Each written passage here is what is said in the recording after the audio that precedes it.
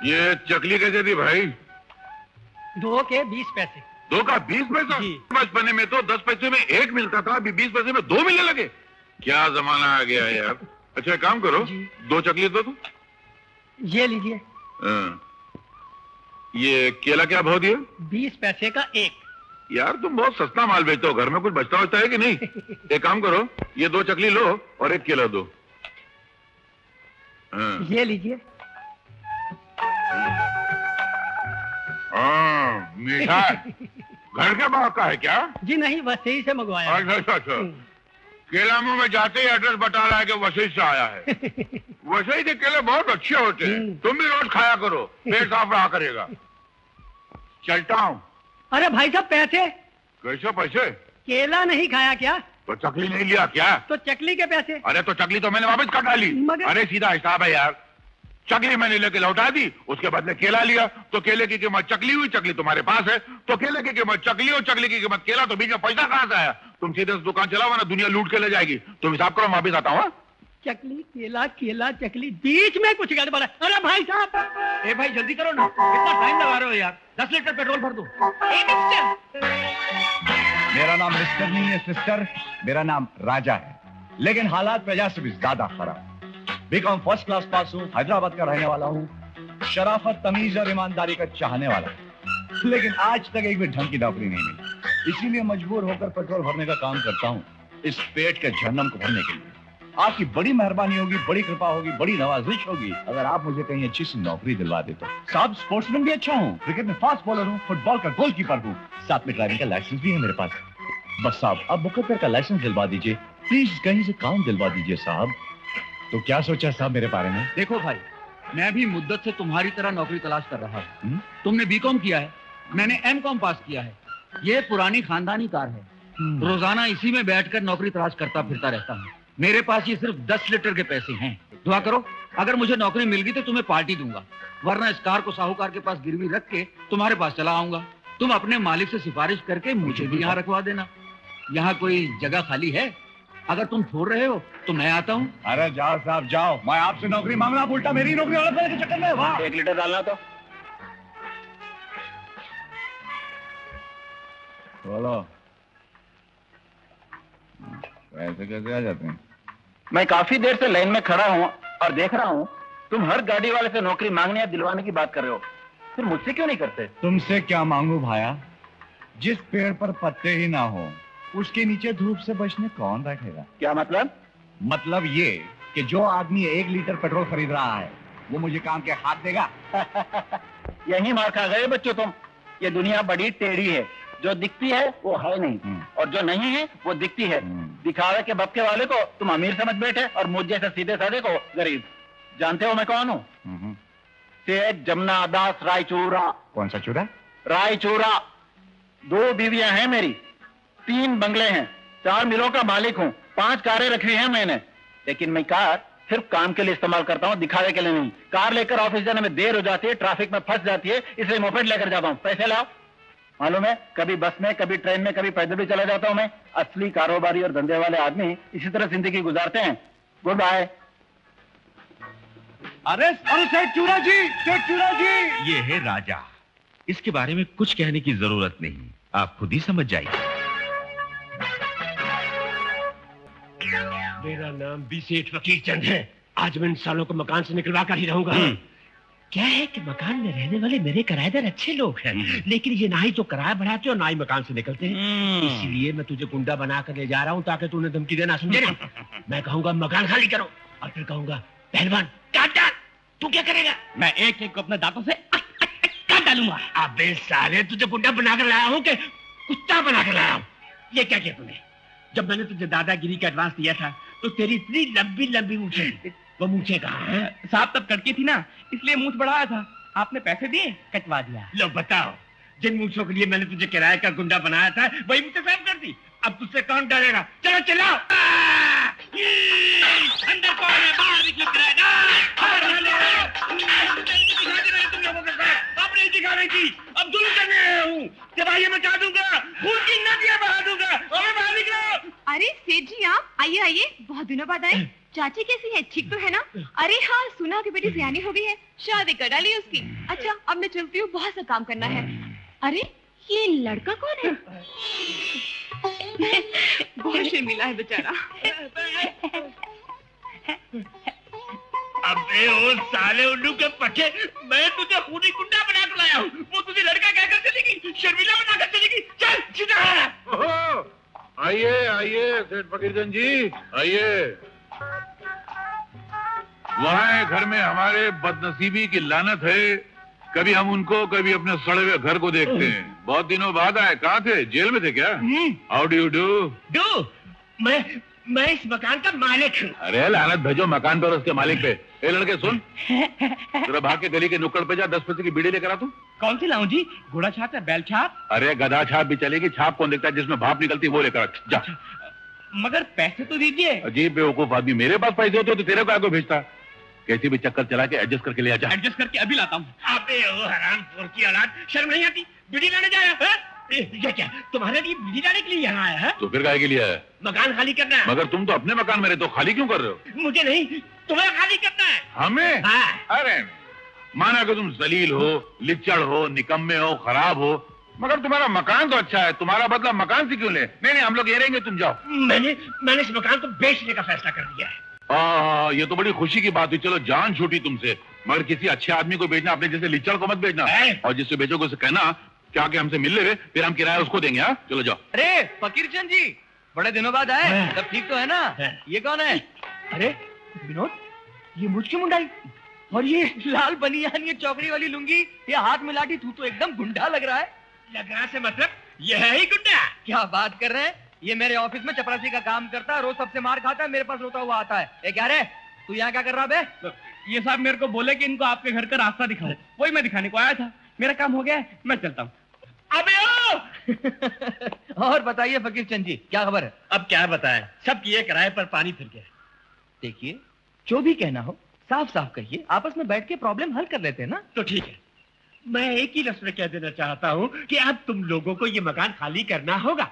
और मैं भी एक ही लफ्ज में आपको कह रहा हूँ कि मैं ये मकान खाली नहीं करूंगा। क्यों? ये मकान तो मेरा है। लेकिन किराया हम देते हैं। अरे बड़े आए किराया देने वाले, क्या किराया देते हैं? अरे ऋषि बाबू, आप इंसाफ कीजिए ना। पिछले 20 बरस से आप सिर्फ 20 रुपए देते आ रहे हैं, एक पैसा भी नहीं बढ़ा। इस मकान में आने के बाद आपको 2 बच्चे पैदा हुए। मुझे नहीं, मेरी बीवी को। हाँ वही। अगर दोनों बच्चों के हिसाब से हर साल आप 1-1 रुपया बढ़ा देते तो अब तक कितना किराया बढ़ गया होता? हाँ करेक्ट, बढ़ गया होता।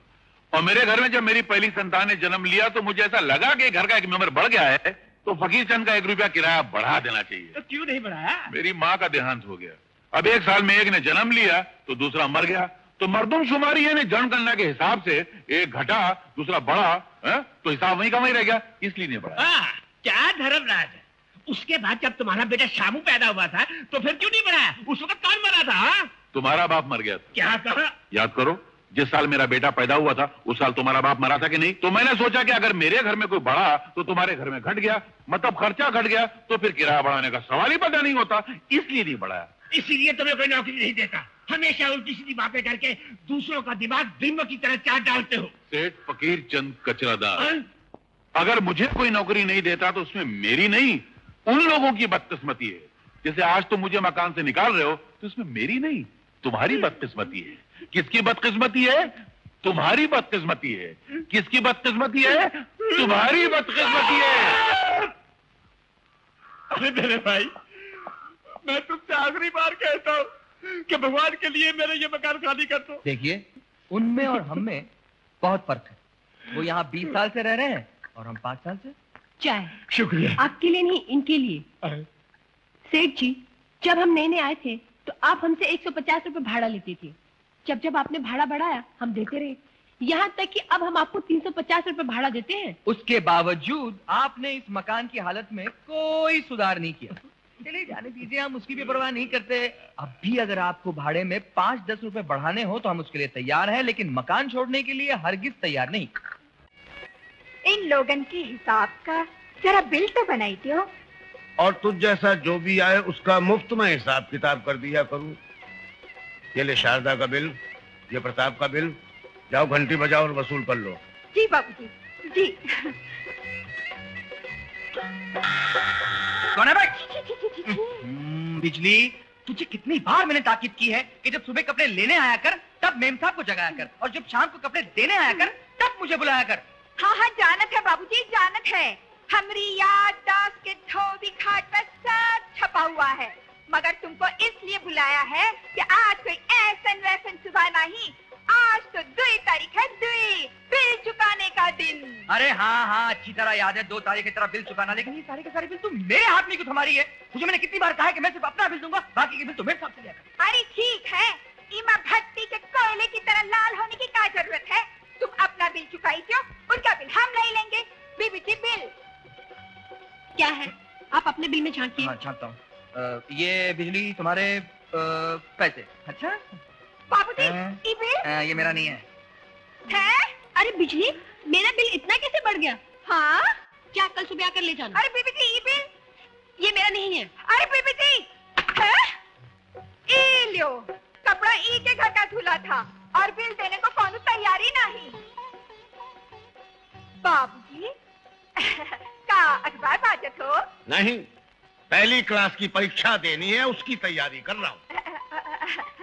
बाबूजी, हम तुमका एक और तकलीफ देने आए हैं। तुम्हारा बेटा तो अपना बिल दे दिया, बहू ने बिल देने के लिए कल बुलाया है, मगर बाबूजी ये जो बिल है ना, इसको चुकाने का कोई नाम ही नहीं लेवत। जाहिर बात है, बेटे ने सोचा होगा कि बाप रिटायर होकर बैठा है, उसके सर पे थोप दो। ला बिल्ला, मैं अभी फैसला करता हूँ। जी बाबूजी।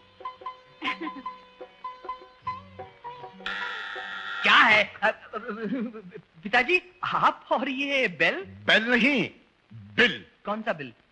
ये मुझे नहीं मालूम। नहीं मालूम? दिन रात नौकरी के चक्कर में पड़े रहते हो।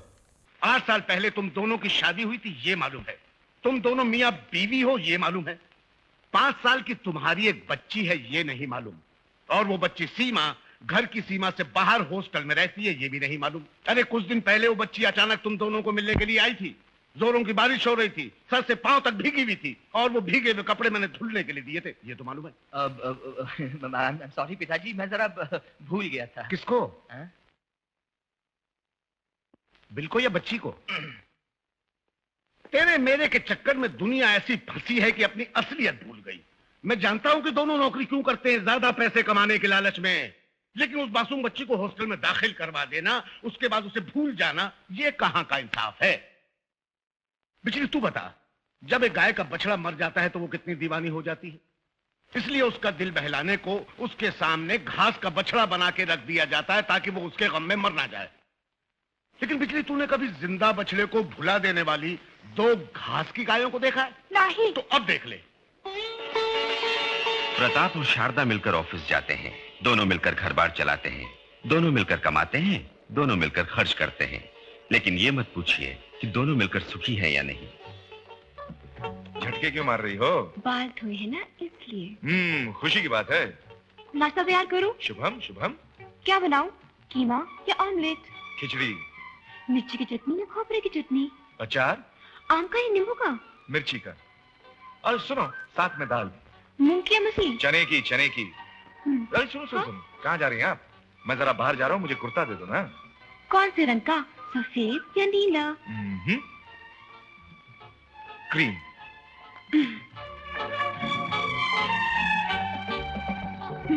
ये लो। कुर्ता ले आई। Good good good. बाजार जा रहा हूँ, जल्दी ही लौट आऊंगा। खुशी की बात है। तो आते वक्त सोच रहा हूँ तुम्हारे लिए फूल ले आऊं। शुभम शुभम। तो फूल कौन से ले आऊं? चंपा या गुलाब? चमेली। फूल लाने के लिए कह रही हूँ। भाई ये भी तो पूछ सकती हो कि क्यों रे, किस खुशी में? क्यों रे, किस खुशी में? दरअसल गलती मेरी है, मुझे तुम्हें ये बात पहले ही बतानी चाहिए थी। सीता, आज से गर्मियों की छुट्टियां शुरू हो रही हैं। सभी बच्चे अपने अपने गांव जा रहे हैं, इसलिए 2 महीने के लिए मेरी ट्यूशन की दुकान बंद।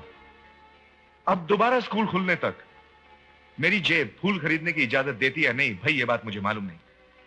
इसलिए आज मैं 2 महीने के फूल एडवांस में ही खरीदने जा रहा हूं। अरे जाने भी दीजिए ना, बालों में फूल न लगाने से कौन सा कल से सूरज उगना बंद कर देगा? आप सिर्फ मुस्कुरा दीजिए, मेरे लिए आपकी हंसी फूलों के समान है।